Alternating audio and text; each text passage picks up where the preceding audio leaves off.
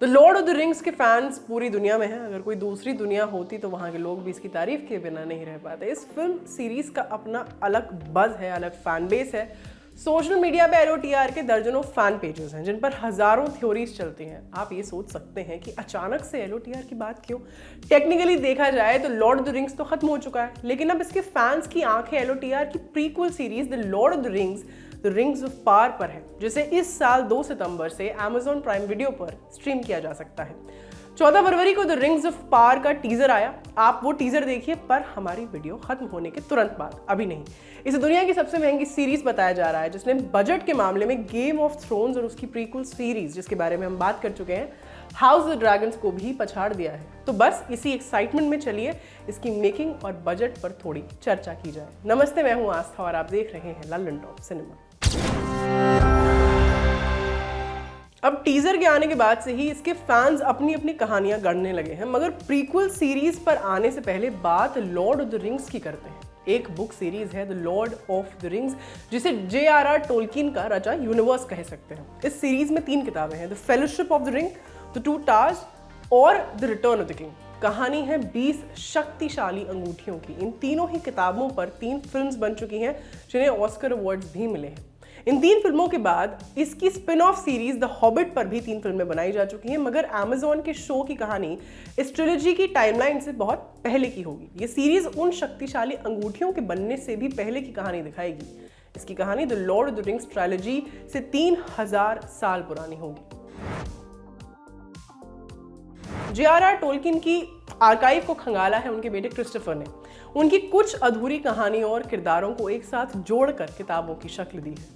Reports हैं कि उनकी लिखी किताबों पर ही द रिंग्स ऑफ पावर की कहानी बेस्ड होगी। इस सीरीज में किस किताब को कवर किया जाएगा, इसके बारे में फिलहाल कुछ कहा नहीं जा सकता। Lord of the rings series के 14 सालों बाद 2017 में इसके राइट्स Amazon ने खरीदे हैं। रिपोर्ट्स के मुताबिक Amazon ने इन राइट्स को $250 मिलियन यानी करीब 2000 करोड़ रुपए में खरीदा है, जिसके बाद अब इसकी प्रीक्वल सीरीज की अनाउंसमेंट हो गई है। Amazon प्राइम वीडियो ने एडवांस में 5 सीजन्स की कमिटमेंट कर दी है। खबरें तो ये भी हैं कि इसके 2 सीजन की शूटिंग एक साथ हो रही है। इस सीरीज को डायरेक्ट करने के लिए Amazon की बातचीत पहले LOTR वाले पीटर जैक्सन से हो रही थी, मगर कुछ बात बन नहीं पाई। इसीलिए फ्रेम में 2 नए डायरेक्टर्स की एंट्री हुई, जिनके नाम है JD पेन और पैट्रिक मैके। नॉर्मली जब कोई नेटवर्क किसी शो को खरीदता है तो उसके लिए राइट्स और डायरेक्टर्स की तलाश करता है। Amazon ने भी किया। उसने क्रिएटर्स और राइटर्स के इंटरव्यूज लेने शुरू किए, जिसके बाद पेन और पैट्रिक को प्रोजेक्ट में एंट्री मिली। दोनों 10 सालों से एक साथ काम कर रहे हैं। दोनों के कंधों पर Amazon का अरबों रुपया और फैंस की उम्मीदें टिकी हुई हैं। वो इस शो को कैसे ट्रीट करेंगे, इसके लिए 2 सितंबर तक का इंतजार करना होगा। Let's hope for the best. Middle earth की इस फैंटेसी दुनिया को क्रिएट करने के लिए Amazon ने अपनी तिजोरी खोल दी है। कंपनी पानी की तरह पैसा बहा रही है, तभी तो इस पूरे सीजन का बजट, ध्यान दीजिएगा, करीब $3 बिलियन यानी 23,000 करोड़ रुपए बताया जा रहा है। सिर्फ पहले सीजन पर Amazon 3,000 करोड़ रुपए खर्च करने वाला है। आंकड़ों की माने तो पहले सीजन के हर एक एपिसोड का बजट करीब 450 करोड़ रुपए होगा, जो डिज्नी प्लस हॉटस्टार की famous series game of thrones के 2 गुने से भी ज्यादा है। इस सीरीज ने अपने एक एपिसोड पर करीब 77 करोड़ रुपए खर्च किए थे। वहीं इसके आने वाले prequel series house the dragon के एक एपिसोड पर 116 करोड़ रुपए खर्च किए गए हैं। Amazon की इस मोस्ट एक्सपेंसिव सीरीज की शूटिंग ज्यादातर न्यूजीलैंड में की जा रही है। रॉयटर्स की रिपोर्ट्स के मुताबिक न्यूजीलैंड की सरकार Amazon को इस शो की शूटिंग के खर्चों पर ज्यादा छूट देगी। सरकार का मानना है कि इससे उन्हें आर्थिक लाभ होगा और पर्यटन के साथ साथ रोजगार भी बढ़ेगा। आप कहेंगे रोजगार कैसे? वो ऐसे कि फिल्म की शूटिंग के दौरान मेकर्स लोकल आर्टिस्ट्स और हेल्पर्स की मदद लेते हैं, जिन्हें कॉन्ट्रैक्ट बेसिस पर रखा जाता है। अब जब न्यूजीलैंड में सीरीज शूट होगी तो वहाँ के लोकल लोगों को भी टीम के साथ काम करने का मौका मिलेगा। रिपोर्ट्स की माने तो पहले सीजन के प्रोडक्शन में 1200 लोग शामिल थे। इनके अलावा 700 वर्कर्स ऐसे थे जो इनडायरेक्टली इसके प्रोडक्शन से जुड़े थे, मतलब प्रोडक्शन को दूर बैठे किसी ना किसी तरह सर्विस प्रोवाइड कर रहे थे।